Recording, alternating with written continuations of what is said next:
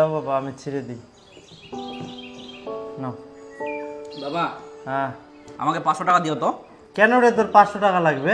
পুজোতে একটু ঘুরতে যাব, বাইকের তেল ভরতে লাগবে। তোর কেমন বাইক রে, 500-700 টাকার তেল লাগে? দেখ তো আমার বাইকটা কত সুন্দর, তেলই লাগে না। এ তোমার ওটা বাইক, ওটা সাইকেল। ওটা তো পা দিয়ে চলবে। দিও হ্যাঁ। ঠিক আছে। মা তুমিও 200 টাকা দিও।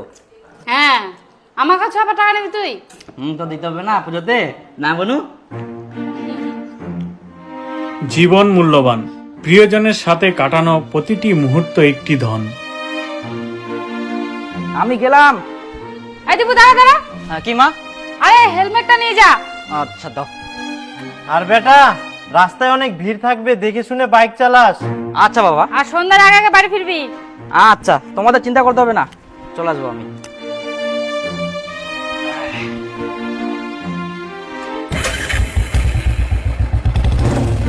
প্রতিটি যাত্রা নিরাপত্তার একটি প্রতিশ্রুতি দিয়ে শুরু হয়।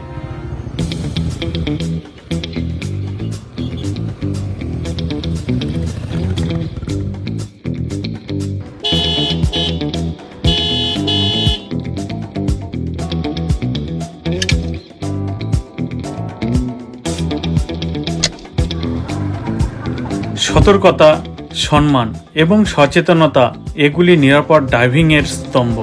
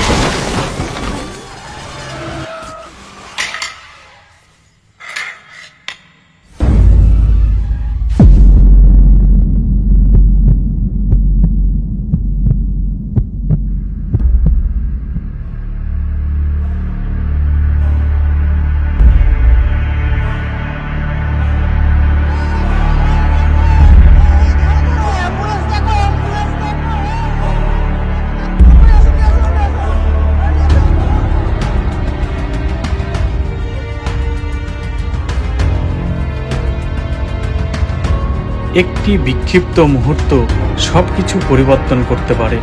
একটি ভুল অপরিবর্তনীয় পরিণতির দিকে নিয়ে যেতে পারে।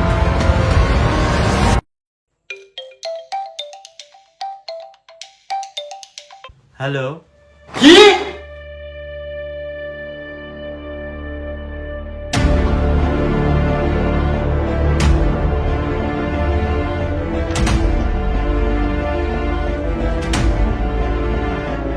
একটি দুর্ঘটনার প্রভাব চালকের বাইরেও প্রসারিত হয়।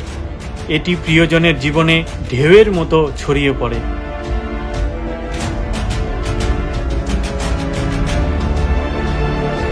আমাদের পেশেন্ট কোথায় আছে? দীপুদেব শর্মা সিউতে আছে, সেকেন্ড ফ্লোরে। এদিকে। এদিকে লিফট আছে, লিফট দিয়ে চলে যাবেন। আচ্ছা।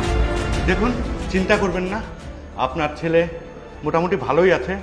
তবে হেলমেট থাকার জন্য আপনার ছেলে প্রাণে বেঁচে গেছে। কিন্তু প্রিয়জনের কষ্টের যন্ত্রণা অকল্পনীয়। একটি প্রতিরোধযোগ্য দুর্ঘটনার দুঃখ অপরিসীম।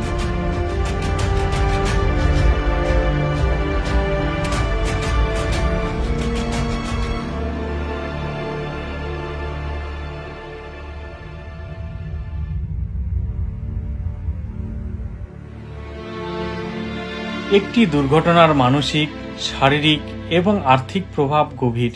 এটি জীবনের প্রতিটি দিককে প্রভাবিত করে।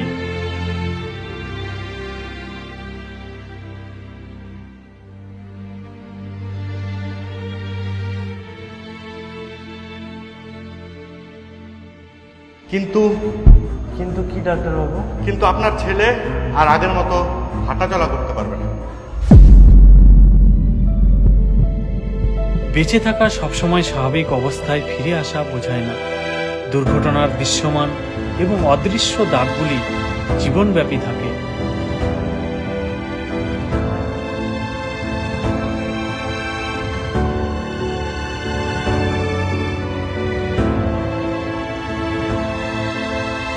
নিরাপদে ড্রাইভ করুন, নিজের জন্য এবং যারা আপনাকে ভালোবাসে তাদের জন্য।